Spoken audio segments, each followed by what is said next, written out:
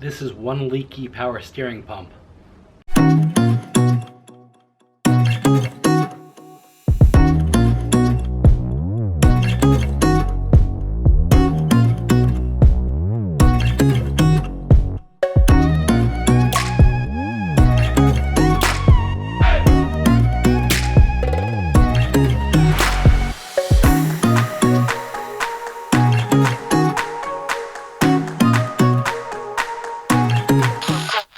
So today we're going to do something a little bit different. We're going to work on my 2008 SAAB 9.3.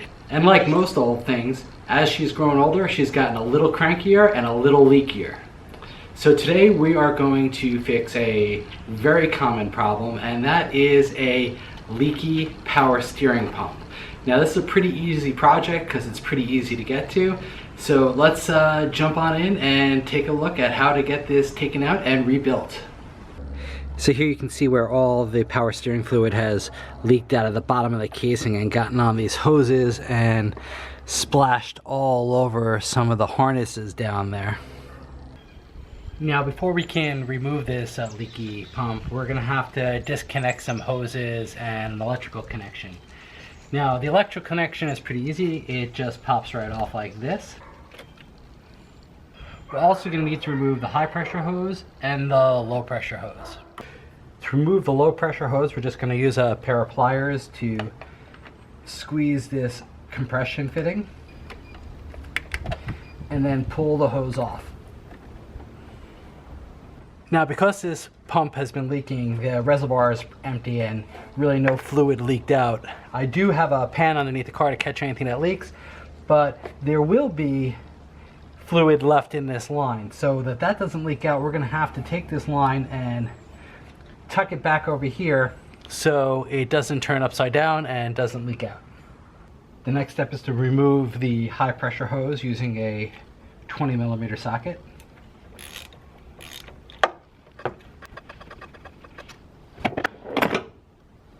And this has a little banjo fitting on it as well that we got to be careful not to lose right now, but does come with the rebuild kit. Now the final step to remove the pump is to take out two 13mm bolts that mount it to the engine, and we'll just go ahead and do that. It's good to have a tray around because once I take this bolt out, I'm sure some fluid's going to leak, and I'm going to want to put it in this tray so it doesn't go all over the place.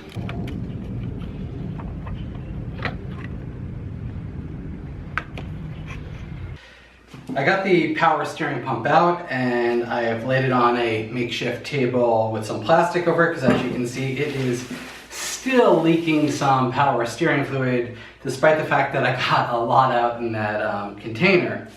Now before I can start the rebuilding process, there's one more thing to remove, and that is this reservoir from the actual metal body of the pump. Now my guess is, because it's the most common place this seals leak, is between this reservoir and the metal body of the pump. So getting this off is going to be important. And to do that, we have to remove these two clips. And the way that's done is we have to carefully pry up these little metal stops and then knock it off. Now you want to be careful not to lose these clips because I tried to buy some spares of these and I couldn't find them anywhere on the internet. Once the first clip's off, we'll move it over to the other one. Now I fumbled a bit on the first one, but the easiest way I found to get this off is to use a small screwdriver to pick the inside of the clip up. And then while you're holding that, use another small screwdriver and then tap it with the hammer to get it off. Now that I got the reservoir separated from the pump, I can take a better look at what's going on. And the first thing I noticed is that this little O-ring right here that connects between the reservoir and the pump was pretty much falling off. So it's gonna be good to replace this one. It's not very tight fitting and it feels a little hard and it's not very pliable like a new O-ring would be. So it probably wasn't making a great seal. The second thing that makes me feel like this is the culprit is when the pump is sitting in the engine like this is the top. This is where the connector was and the high pressure hose was. It would have been sitting down like this. So here's where the reservoir would sit into it. Kind of like this. And if I look at the bottom over here, I can see quite a bit of dirt and grime that's accumulated. And this makes me think that this was dripping down here, accumulating the dirt, and that's where the leak is. But to make sure nothing leaks, we are going to replace all the seals on this pump.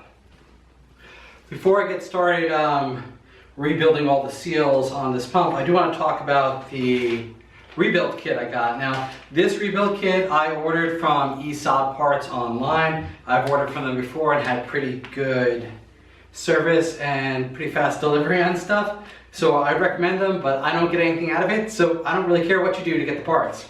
But it does come with all these O-rings, and it also comes with this sheet that tells you what all the O-rings do and where they go. So I'm gonna lay that out, and let's get to taking the rings off and replacing them with new ones.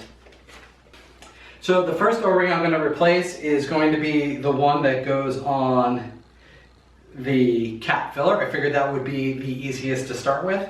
Now, to get O-rings off, it's often easier if you get one of these tools to pick them out and pull them off. It prevents you from breaking them, but it does not prevent them from flying across the room, so make sure you don't lose them. With that off, I'm going to go ahead and put the new one on.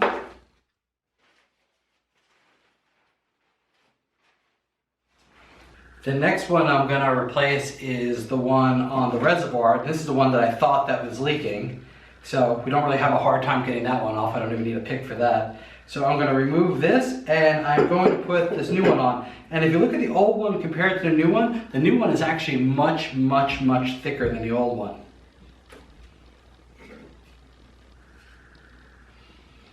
So the next seals I'm going to replace are the ones on the pump. And there's two here where it connects directly to the engine. So this is the drive shaft from the engine. There's one seal back here, which is this big one.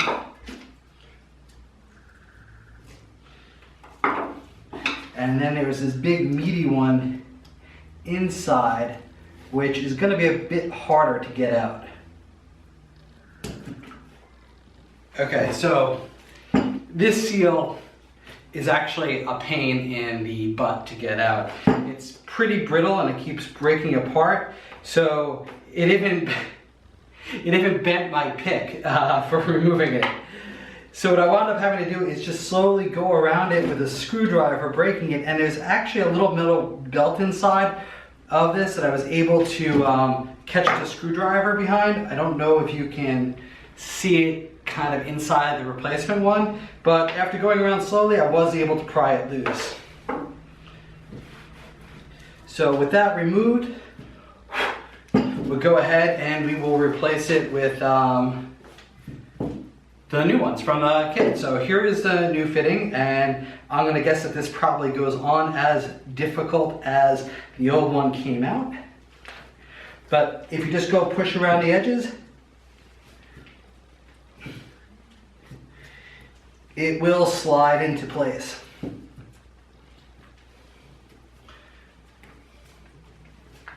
This next one is easy because it just fits right around the outside.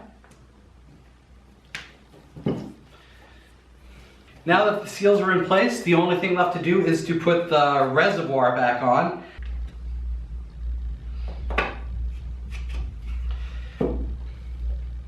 So with the new O-ring, it feels a lot tighter when I'm putting it together. Now for the tricky part of reattaching these metal clips.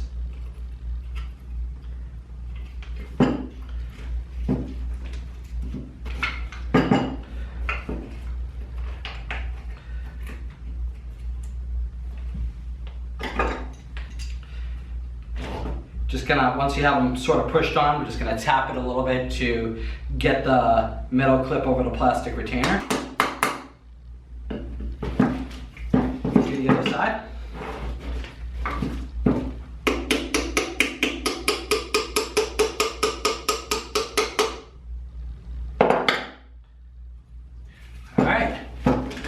it's time to go bolt it back into the car.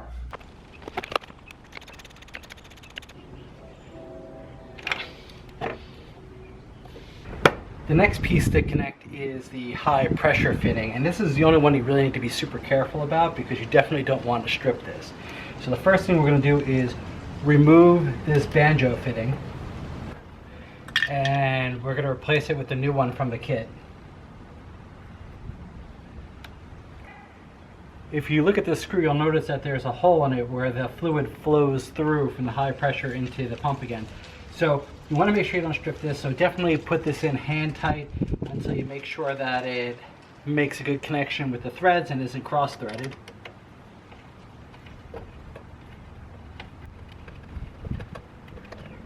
Once it's down hand tight, you can give it a quick light tighten with the wrench just until it sort of grabs. The rest is pretty easy. We just want to take the low pressure hose and seat it back on top of the connector, using the pliers again to squeeze the clamp. And the last thing to reinstall this is just to put the electronic cable back in place. So there's only one last thing to do, and that is actually to put power steering fluid in the car and start it up and hope for the best. So we won't know if this is going to leak right away unless there's a catastrophic failure. So I'm going to let the car run a couple days and we will skip ahead to that and see what happens.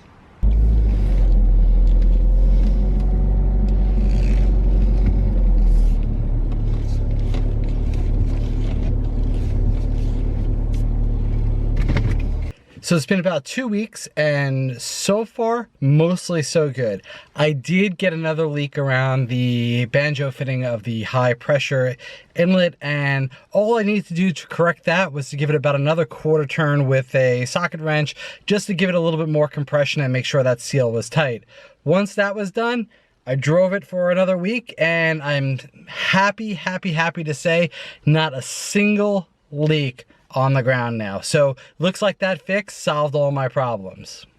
Thanks for watching this video, and I hope it helped you repair or think about repairing your own SAAB 9.3 power steering pump.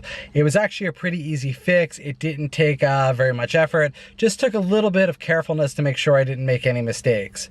So on a scale of 1 to 10, I would say this is about a 2 or 3 on a scale of difficulty. So I really hope that you guys found this video educational and try it for yourself. Now, while this video is about a SAAB 9.3, most power steering pumps are probably pretty similar, and there's probably similar fixes you can do to them. If you like this video and you really want to see more from us in the coming months and years and decades and millennia, I hope we're going for a millennia, click that like icon below, become a subscriber to our channel, and as always, if you have any questions, comments, feedback, be sure to leave them in the comment section below. I check it regularly and I try to answer everyone, so you can definitely look for feedback there, and I appreciate all the stuff people have left to date. So until next time, good luck repairing your SAAB 9.3 power steering pump, and I hope to see you next time.